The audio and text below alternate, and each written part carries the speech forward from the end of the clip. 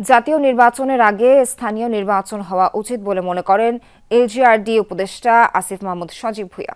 তবে রাজনৈতিক দলগুলোর ঐকমত্যের ভিত্তিতে নির্বাচন করার বিষয়ে দ্রুত সিদ্ধান্ত নেবে অন্তর্বর্তী সরকার। ওসমানী স্মৃতি মিলনায়তনে জেলা প্রশাসক সম্মেলনের বৈঠক শেষে কথা বলেন আসিফ মাহমুদ সজীব ভুঁইয়া। বলেন, ডিসি, বিভাগীয় কমিশনাররা স্থানীয় সরকারের বিভিন্ন পদে অতিরিক্ত দায়িত্ব পালন করেছেন। এতে তারা সমস্যায় আছেন।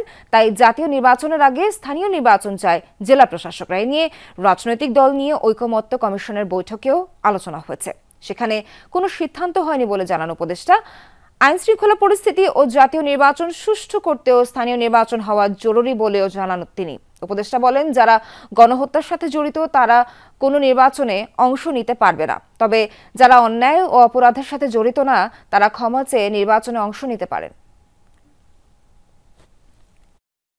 ইতিমধ্যেই আমাদের মাননীয় উপদেষ্টা নাহিদ ইসলাম বলেছেন যে যারা আওয়ামী লীগ করেছে কিন্তু কোনো প্রকার অন্যায় এবং গণহত্যা কিংবা অপরাধের সাথে যুক্ত নয়, তারা ক্ষমা চেয়ে আবার মেইনস্ট্রিমে স্বাভাবিক অবস্থায় ফিরে আসতে পারে এবং সেই জায়গা থেকে কেউ যদি নির্বাচন করে তাতেও কোনো বাধা নেই।